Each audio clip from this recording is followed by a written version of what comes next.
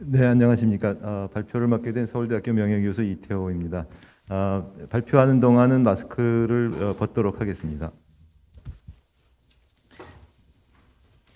예, 제가 오늘 말씀드린 내용은 농업 농촌의 현실과 농정 방향입니다. 사실 원래 주어진 제목은 농업 농촌의 현실과 신정부 농정 방향이었습니다만 그 이렇게 정부의 교체를 의식하는 것이 과연 바람직할까 그런 생각이 들어서 그 신정부란 말은 제 마음대로 뺐습니다. 뭐 결과가 더 좋을 수도 있고 나쁠 수도 있을 거라고 생각을 합니다. 네, 뭐 시작을 하겠습니다. 네, 차례는 여건, 정부의 대응, 농업의 적응, 문제점, 정책 방향 이런 순서로 진행이 되겠습니다. 네, 처음에 이제 여건입니다. 그 농업 농촌을 둘러싼 여건에 대해서 잠깐 말씀드리겠습니다. 아, 농업 농촌의 여건에 그 가장 큰 영향을 미친 것은 한 1500년 경부터 시작된 근대화라고 생각을 합니다. 근대화를 어떤 분은 이제 도시화라고 생각하기도 하시고 산업화라고도 하시고 뭐 여러 가지로 이제 해석을 합니다만 농업 농촌과 관련해서는 이제 근대화 시대에 들어서서 제조업이 약진하고 농업이 후퇴되게 됐다는 것이 가장 큰 근대화의 이제 특징이라고 생각이 됩니다. 그다음에 이제 1990년대에 WTO 세계 무역 기구가 출범하면서 농산물도 세계 경쟁 속으로 이제 들어가게 됐습니다. 그것이 농업 농촌에 영향을 크게 끼치게 된 여건으로서 빠뜨릴 수 없는 것이라고 생각이 됩니다. 그리고 이제 20세기 이후에는요. 농업 농촌을 대하는 일반 대중들 그러니까 소비자들의 어떤 태도가 바뀌었습니다. 욕구의 변화라고 할 수 있겠습니다. 그래서 이제는 21세기부터는 이제 2000년 때부터는 확연하게 드러납니다. 한국의 국민들도 농업 농촌이 생산하는 농산물에만 관심을 기울이는 것이 아니라 이제 직접 농촌 속으로 들어가서 농촌의 풍광, 문화, 전통, 소위 이제 농촌다움이라고 번역하기도 하죠. 어메니티를 직접 경험하고 그것을 직접 소비해 보겠다 이런 생각을 가지게 됐다고 생각합니다. 이런 추세가 강하게 나타났기 때문에 이것도 중요한 여건이라고 생각이 됩니다. 그래서 이런 여건을 고려해 볼 적에 이제 여러 가지 시장에서 반영될 수 있는 가치하고 시장에서 반영될 수 없는 비시장 가치하고 사이에 틈이 벌어지게 됐다고 생각을 합니다. 그래서 공간적으로는 지역 가치와 광역적 가치. 예를 들면은 이제 소위 얘기해서 로컬 푸드의 가치, 지역 농산물이 이제 중요하다. 그다음에 광역적 가치는 이제 한국에서 이런 거죠. 한국에서는 쌀이 굉장히 이제 비쌉니다만 세계 시장에서 쌀 가격은 굉장히 쌉니다. 그래서 쌀의 광역적 세계적 가치는 한국 시장 내에서의 쌀의 가치보다 상당히 이제 싸죠. 그래서 쌀의 한국 내에서의 지역적 가치와 세계적 가치, 광역적 가치가 이제 크게 차이가 나게 됐고 시간적으로는 잘 아시겠습니다만 이제 지속적으로 계속되는 가치하고 현재 가치하고 차이가 있게 되겠죠. 현재 가치는 이제 농산물 생산할 적에 그 농산물이 반영하는 당장 소비해서 느껴지는 그런 가치가 현재 가치입니다만 지속적 가치는 농산물 생산됨으로 해서 여러 가지 이제 환경이나 이런 것들에 미치는 효과까지 다 포함했기 때문에 지속적 가치하고 현재 가치하고 달라질 수 있다고 생각을 합니다.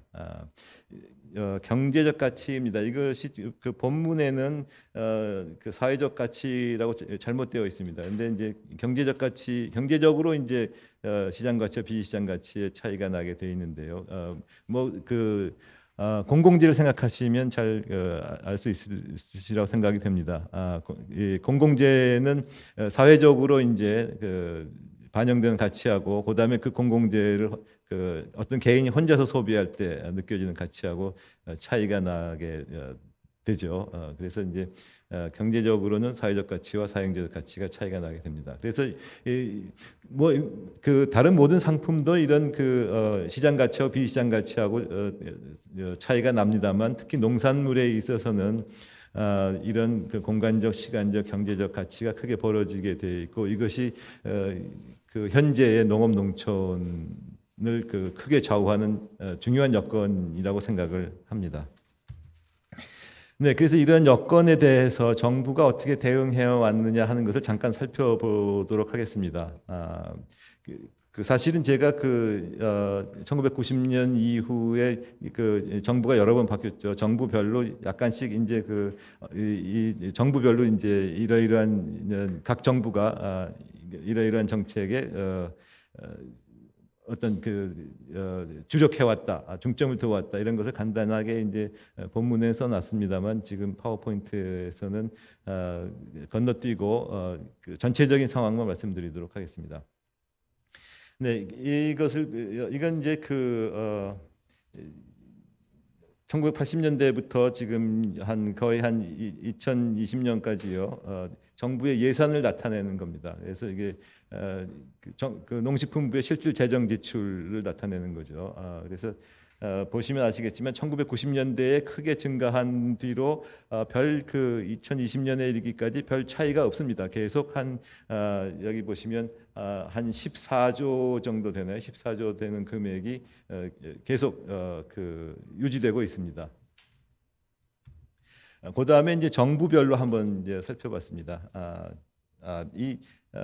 앞에서 보시면 여기 작은 글씨로 써 있어서 보이실지 모르겠는데요. 이게 보시면 이제 재정 지출의 항목이 이렇게 있습니다. 그래서 첫 번째 항목이 농가 소득 경영 안정이고 두 번째가 양곡 관리 유통 혁신, 그다음에 세 번째가 혁신 성장 체질 강화, 네 번째가 재해 대비 기반 정비, 그다음에 마지막이 농촌 복지 지역 개발 이렇게 되어 있습니다. 전통적으로 1990년대부터 정부의 재정 지출 항목은 이 5가지로 나누어져서 계속되어 왔습니다.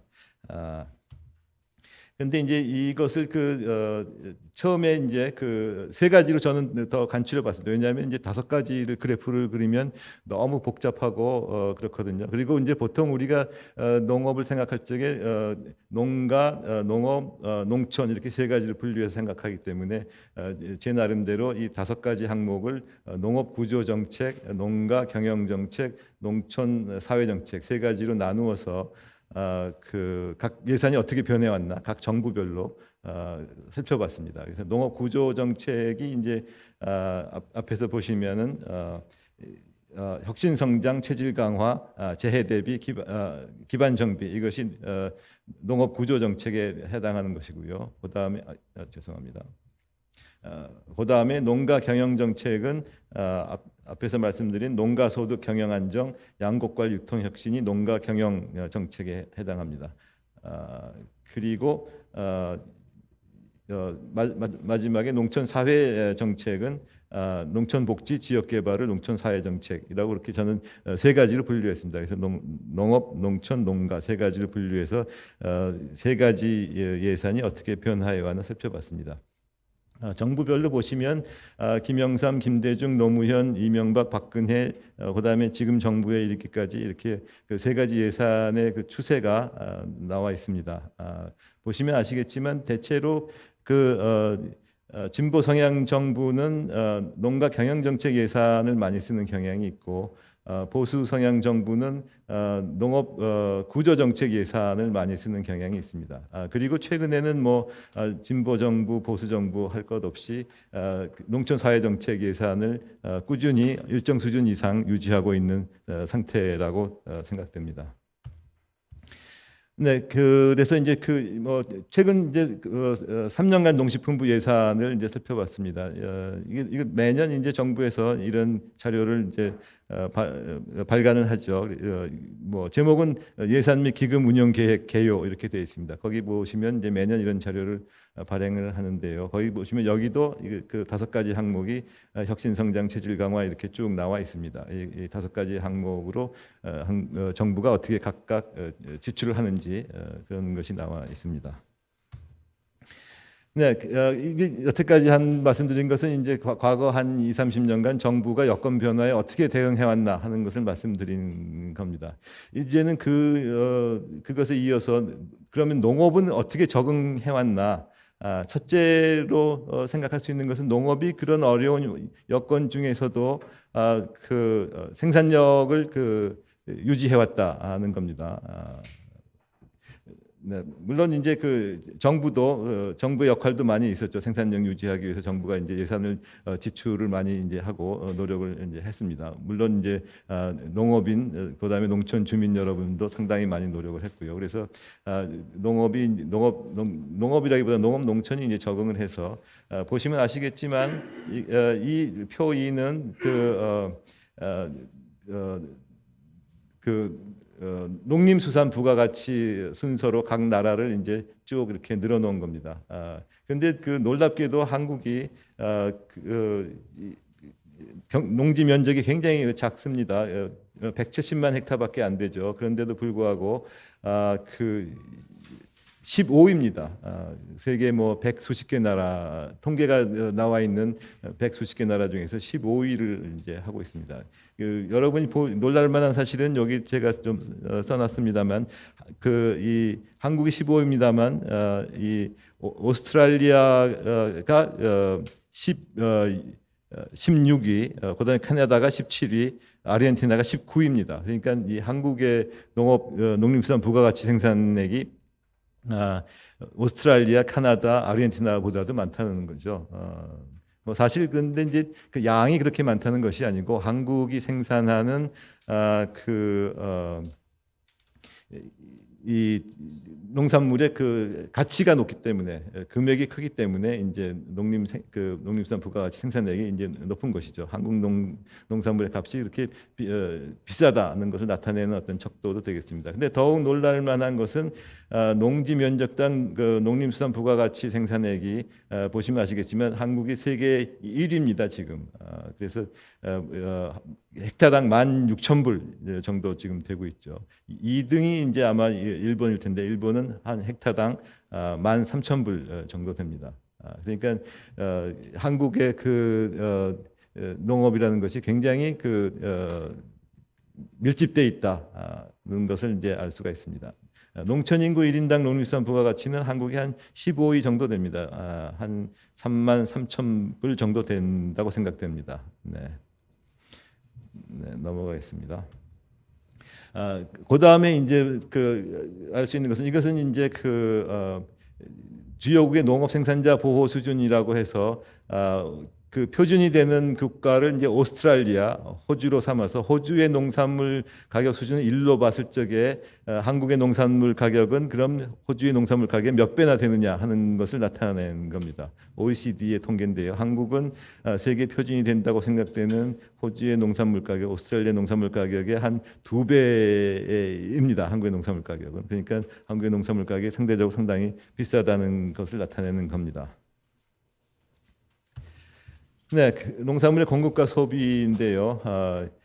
여기 점선으로 나타나 있는 것이 한국의 농산물 식품 소비액이고, 그 다음에 여기 면적으로 나타나 있는 하얀 면적하고 줄친 면적하고 합친 것이 이제 공급액입니다. 과거에는 공급액이 소비액이 공급액보다 상당히 크게 차이가 났었지만 지금 현재는 거의 비슷하게 가고 있습니다. 그러니까 사실은 한국의 농업이 근대화나 또는 세계화 또는 가치의 괴리 이런 것들, 이런 어려운 여건 속에서도 상당히 잘 적응을 하고 있다고 생각이 듭니다.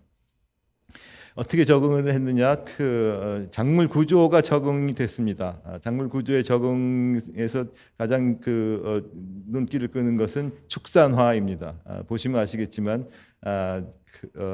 축자업, 이게 사실은 한국에서 잠업은 별로 안 합니다만 이제 전통적으로 그냥 양잠업까지 합쳐서 축자업이라고 아직도 통계가 나가고 있습니다. 그래서 축자업을 보시면 축자업이 크게 늘어나고, 그다음에 재배업은 주로 이제 식물 재배하는 거죠. 식물 재배업이 이제 감소하고 있다는 것을 알 수 있습니다. 그래서 이런 여건에 대해서 한국 농업은 작물 구조를 축산을 크게 늘리는 방향으로 적응을 해서 제공을 해왔다는 점을 알 수 있습니다.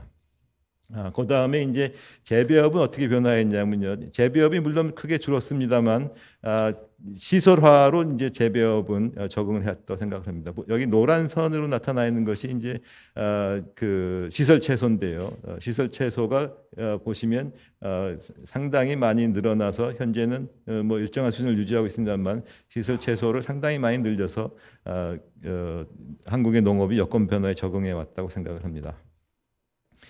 네, 그 다음에 이제 생산 구조의 적응입니다.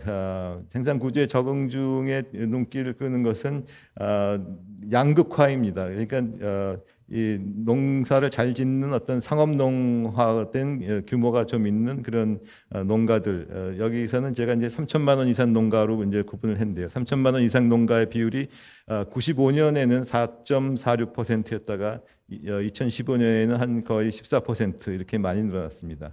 보시면 아시겠지만 이 500만 원 이하 농가가 점점 늘어나고 있습니다. 그래서 500만 원 이하 농가가 95년에는 한 48% 정도 되나요? 그 정도 되다가 2015년에는 이제 50 얼른 계산하면 50 한 3, 4% 되는 것 같습니다. 그래서 500만 원 이하의 농가가 늘어나고 3천만 원 이상의 농가가 늘어나고 중간이 줄어드는 그런 식으로 이제 양극화하면서 이제 적응을 하고 있습니다.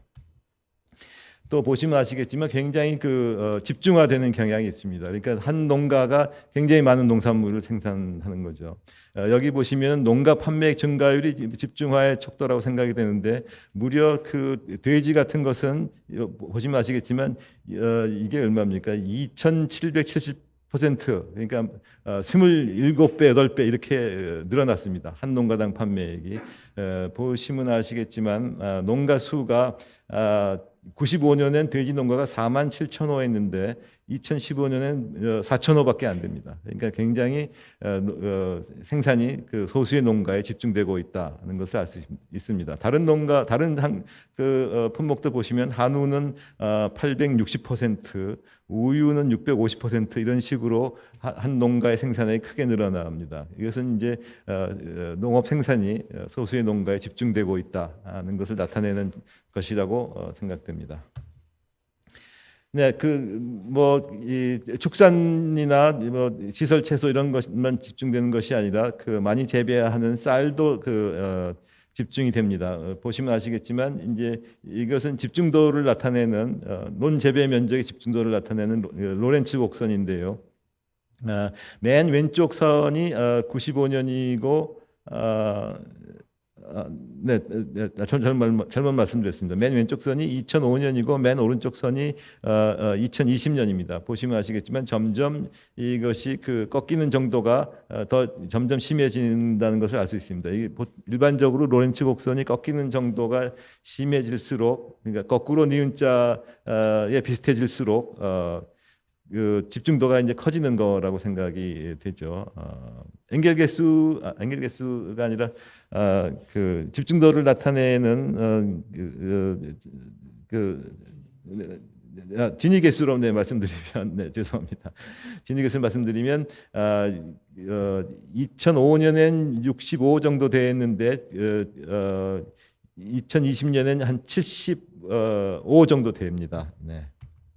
시간이 자꾸 가기 때문에 빨리 말씀드리겠습니다. 이제 문제점 말씀드리겠습니다. 문제점은 이제 간단히 말씀드려서 농업도 자원, 환경, 효율성 세 가지의 한계에 봉착해 있다고 생각될 수 있습니다. 첫째는 이제 자원의 한계입니다. 무슨 자원이냐? 생산 자원입니다. 그러니까 생산을 할 수 있는 노동력과 농지의 한계에 부딪혔기 때문에 농업이 어려움을 겪고 있다고 생각되고, 그 어려움이 소득이 감소되는 걸로 표현이 된다고 생각이 됩니다. 보시면 아시겠지만 농가의 고령화가 이제 상당히 심해지고 있습니다. 65세 이상 인구 비율이 27%였다가 2000년에는요, 2015년 불과 15년 동안 거의 한 40%로 늘어날 정도로 고령화되고 있습니다. 고령화되면 당연히 노동력도 이제 줄어들게 되겠죠. 그다음에 농촌 인구와 농가 인구 비중도 보시면 총 인구에서 농촌 인구가 차지하는 비중이 18.9%입니다. 그런데 농촌 인구 중에서 농가 인구가 차지하는 비중이 23%입니다.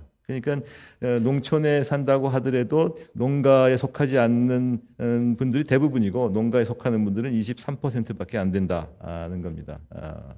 노동력이 당연히 모자르겠죠. 그다음에 그 농가 소득 중 농업 소득은 그럼 어떻게 되냐? 이런 그 노동력의 부족 때문에 그리고 이제 농지의 부족 때문에 농가 소득 중에 농업 소득은 그 농업 소득 차지하는 비중은 26%밖에 안 됩니다. 네, 그래서 판매 규모별 농가 농지 면적 분포를 보시면 아시겠지만 소수의 농가가 그러니까 부족하니까요. 그 농지가 부족하니까 소수의 농가가 많은 농지를 차지하게 되는 그러니까 소수의 능력 있고 노동력을 구비한 농가가 많은 농지를 차지하는 결과가 나타나게 되는데 여기 보시면은 이제 농가 비율이 3천만 원 이상 농가를 보시면 한 15% 정도 되는데 6.2, 5.1로 합치면 15% 정도 되는데 그 농가들이 가지고 있는 경지 면적 비율을 다 합쳐 보시면 한 40% 됩니다. 그러니까 상위 15% 농가가 한 40% 농가 경지 면적을 가지고 있는 그런 사태가 이제 벌어지고 있습니다. 네, 그 다음에 이제 노동력이 부족하니까요. 다 이제 그 위탁 작업을 합니다. 특히 쌀에서 그런 것이 심한데 여기 보시면 이게 전 작업이 그 위탁입니다. 그러니까 자기는 하나도 안 한다는 거죠. 부분적으로도 안 하고 전부 다 모든 작업을 다른 사람한테 위탁해서 하는 비율이 그 벼베기 탈곡 같은 건 무려 77%. 모내기 뭐 61% 이렇게 남한테 그 위탁해서 농사 짓는 비율이 높아지고 있습니다. 그 다음에 이제 환경의 그 한계입니다. 환경의 한계 보시면 아시겠지만 이 그래프는 이제 주요국의 이제 그 농업 성장 경로로 할까 그런 건데요. 가로축은 1인당 농림수산 부가가치 그러니까 어떤 의미에서 노동 생산성이라고 할 수 있고요. 세로축은 경지 면적당 농림수산 부가가치 농지 생산성이라고 볼 수가 있습니다. 그런데 이제 다른 나라는 대체로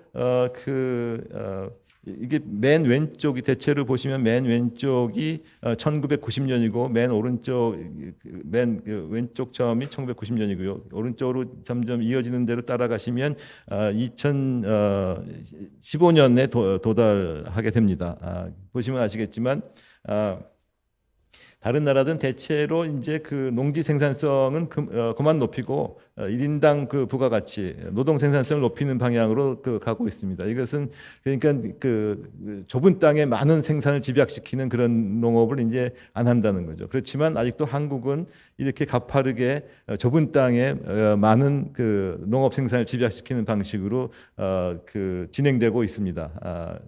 그래서 이런 그 좁은 땅에 많은 농업 생산을 집약시키는 농업 방법은 필연적으로 환경이나 뭐 생태계나 이런 것에 부담을 주게 되니까 그렇게 좋은 방법은 아니라고 생각이 되고요. 환경의 한계를 노출하게 된다고 생각이 듭니다. 자연 환경의 한계죠.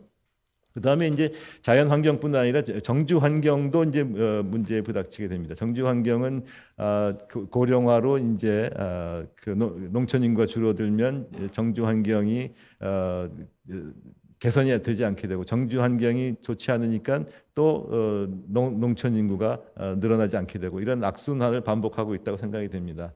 근데 제일 문제가 된다고 생각되는 것은 이 표에서 보시면 의료 서비스 정주 환경 중에 가장 도시하고 농촌 차이가 난다는 것이 첫 번째가 의료 서비스, 두 번째가 교통, 생활, 인터넷 이런 것이고 그 다음에 이제 교육입니다. 그 다음에 이제 문화 이런 식으로 되어 있습니다. 그러니까 정주 환경 중에서 특히 의료 환경을 많이 개선해야 되겠다 그런 생각이 됩니다. 그래서 뭐 자원의 한계 말씀드렸고요. 그다음에 환경의 한계 말씀드렸습니다. 그다음에 효율성의 한계도 물론 있습니다. 사실은 이런 자원의 한계나 환경의 한계는 효율성 높은 농업을 하면 자원이나 환경을 조금 소모하고도 상당히 많은 생산을 할 수 있기 때문에 극복이 될 수 있다고 생각이 됩니다만 지금 한국 농촌은 효율성의 한계도 직면해 있습니다. 보시면 아시겠지만 효율성을 높이는데 가장 유력한 수단이라고 생각되는 스마트팜 보급률이 7.67%, 스마트 축사는 4.50% 이 정도입니다. 그다음에 이제 그 효율성을 높이기 위해서는 사실 젊고 이렇게 능력 있는 농업인이 필요한데 경영주 연령 분포가 보시면 아시겠지만 아, 상당히 높습니다. 이게 본문에는 이 각종 이 비율을 나타내는 연령대별 비율 앞에 마이너스가 다 붙어 있는데요. 오자입니다. 죄송합니다. 이게 보시면 아시겠지만 70세 이상 인구가 급속히 늘어나고 이제 거의 뭐 제일 많은 비중을 차지하고 있습니다. 이렇게 해갖고는 효율성이 그렇게 빨리 늘어날 수 있을 것 같지 않습니다. 네, 이제 정책 방향입니다. 그 앞에서 말씀드린 대로 세 분야로 나누어서 농가 경영, 농업 구조, 농촌 사회 세 분야로 나누어서 말씀을 드리겠습니다. 네, 농가 경영은 아까 말씀드린 대로 농가 소득 경영 안정, 양곡 관리 유통 혁신 이것을 두 개를 합쳐서 농가 경영으로 이제 하고 있습니다.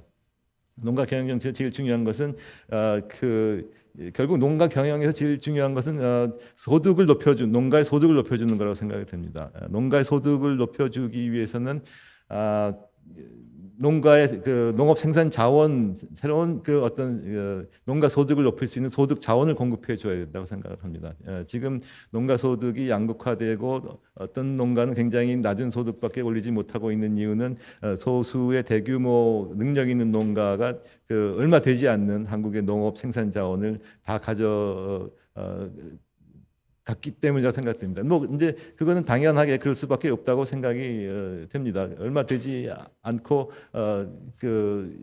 그것을 다 감당할 수 있을 만큼 이제 능력 있는 농가는 많지 않으니까요. 그 소수의 농가가 얼마 되지 않는 자원을 다 가져가서 잘 이용을 해서 소득을 올리고 상당히 뭐 저는 그렇게 바람직하지 않은 거라고 생각하지 않습니다. 바람직한 결과라고 생각이 되는데 그러면 이제 점점 농업 농촌이 그렇게 발전해 나간다면 자원을 가지지 못한 농가는 어떻게 하느냐? 새로운 어떤 소득이 될 수 있는 자원을 찾아 줘야 된다고 생각하는데 제 생각에는 그 자원이 아까 말씀드린 어떤 농가의 생활 환경이라든지 문화라든지 전통이라든지 자연 환경, 생태 이런 것이라고 생각입니다. 그래서 그것을 바탕으로 해서 정부가 농업의 농업 농촌의 공공재를 창출하게 하고 그 대가로 어떤 농가에 돈을 지불하는 공익지불제를 마련하는 것이 좋다고 생각이 되고요.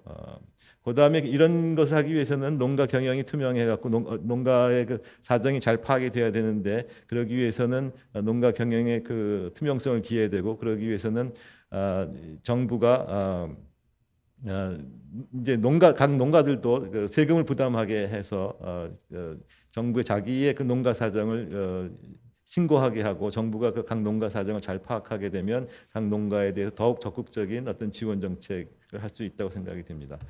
그다음에 농업 구조 정책입니다. 농업 구조는 이제 여러 가지가 있습니다만 지금